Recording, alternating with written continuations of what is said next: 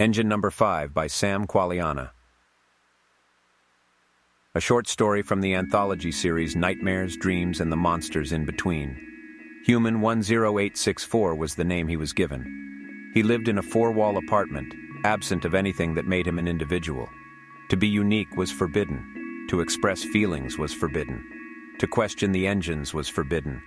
These were the rules Human 10864 was raised to follow. These were the rules every human was raised to obey. To not follow the rules would destroy the entire system. The system was perfected over thousands of years, and nobody questioned the system. Without it, the world would perish. Humanity would undoubtedly face extinction. This is what they were told. And so they listened. It was 5:15 a.m. Human 10864 exited the shower as he had every day at this time since he could remember. He walked to the mirror and looked at his reflection. But this day was different than each day before. He tilted his head, staring at his reflection. He never took the time to notice his eyes were blue or that his hair was brown. He never perceived the differences between himself and the other humans. To be unique was forbidden. But aren't we all unique? He questioned. To question the engines was forbidden. So he buried his thoughts again, as he was taught by those who came before him. But curiosity took control of his body. He touched the mirror. It was something he'd never done before. He turned away, looking around the room to see if anyone saw him. But nobody ever was in his apartment besides him. He only looked because breaking his routine was something he'd never done. Human 10864 looked back into the mirror, slowly reaching his hand towards his nose. He stopped before touching his face and remembered to express feeling was forbidden. He walked to his dresser and put on the same white shirt and white pants that he wore every day of his life. When he was dressed, he walked out the door. Human 10864 walked by a few workers. The men walked the same path as each other, identical in each stride. He stopped to watch them before falling in line behind the workers. Human 10864 entered the factory, where dozens of other men who wore identical clothing as him scanned their handprints, logging their start time in the main computer. A monotone voice buzzed over a loudspeaker in the factory. The engines protect us. We are happy to serve them. We live to serve the engines. Without the engines, we would be lost. The man looked up to the speaker, paying close attention to the robotic voice as it spoke. Without engine number 1, there would be no sun. Without engine number 2, there would be no food. Without engine number 3, there would be no sanctuary. Without engine number 4, there would be war.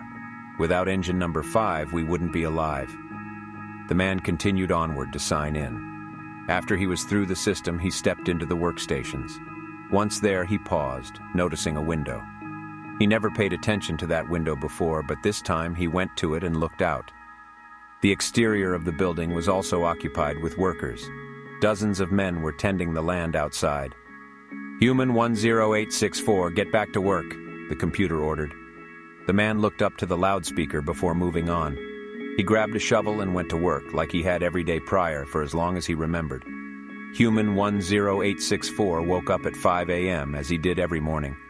He walked into the bathroom and he turned on the shower. But this time he stopped, turning it back off. He put his work clothes on and walked out the door. Human 10864 entered the factory. We are protected by the engines. We must listen to what they say. If we disobey the engines, we will be punished. The engines keep us alive, the computer said. The man picked up his shovel, staring at it curiously. No, he thought, dropping the tool to the floor. He walked away. The other workers turned and stared at 10864. His actions were unlike anything they'd witnessed before. Human 10864, get back to work, the computer ordered. Human 10864, pick up your tool. The man ignored the computer. He walked out of the factory, pushing past other workers on his way out. 10864 wandered into the fields, walking for a long time before he stopped. He looked around and saw nothing but nature for as far as the eyes could see. He dropped to his knees, grabbing handfuls of dirt and weeds from the ground. He felt them between his fingers and closed his eyes. He couldn't remember ever taking the time to feel something before. The texture of the weeds prickling against his fingers. The grime of the soil gritting against his flesh. He laid down, staring into the sky. He dug his hands into the ground below him. He saw a mourning dove gliding overhead. The bird seemed carefree, just weightless in the sky. I want to feel like that, he thought. I want to feel anything. Human 10864 rushed back to the factory, startling the workers as he cut through the lines. Without engine number 1, there would be no sun. Without engine number 2, there would be no food. Without engine number 3, there would be no sanctuary. Without engine number 4, there would be war. Without engine number 5, we wouldn't be alive, the computer repeated. The man stopped in the middle of the factory. He had to do something, but he didn't know what to do. 10864 felt when feeling was forbidden. He questioned the engines when he was told never to doubt them. He knew he was unique. He wanted to be an individual, to feel, to think, to live. He picked up a shovel. His body trembled. Human 10864, you left before your shift was complete. You cannot defy the engines. You will be punished.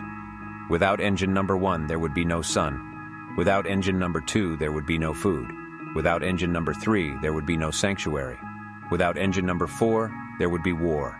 Without engine number 5, we wouldn't be alive. Human 10864 had enough. He broke through a glass door with his shovel, entering a room where 5 massive machines sat.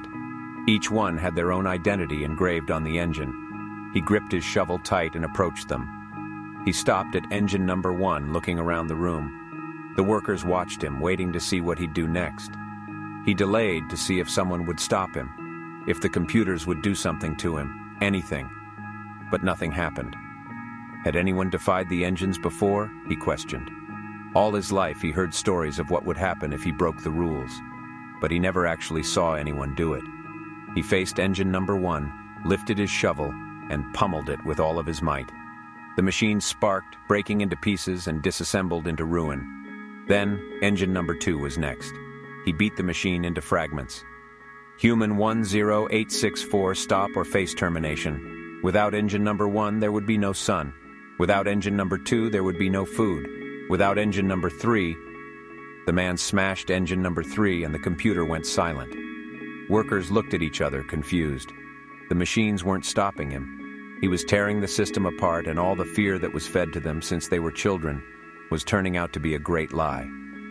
Human 10864 smashed engine number 4. Please don't destroy us. Without compliance, your world is chaos, the computer pleaded one last time. Human 10864 stopped to look at engine number 5. He placed his hand on the machine and took a breath. Tears welled up in his eyes, and he let out his emotion for the first time. He screamed at the machine, letting his tears flow down his cheeks. He pulled back his shovel and smashed it into engine number 5, hitting it again and again until it too laid in ruin. Human 10864 walked back into the factory. The workers stood before him, and all together they dropped their shovels one by one. The men looked at their hands, now capable of doing something that wasn't ordered by the machines. They looked at each other, some showing signs of emotion, maybe even happiness.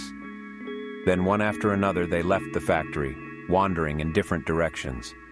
Human 10864 stood in the building alone. He released his shovel, letting it clank on the ground. He looked around the room, now empty, void of commands and rules. He dropped to the floor and wept.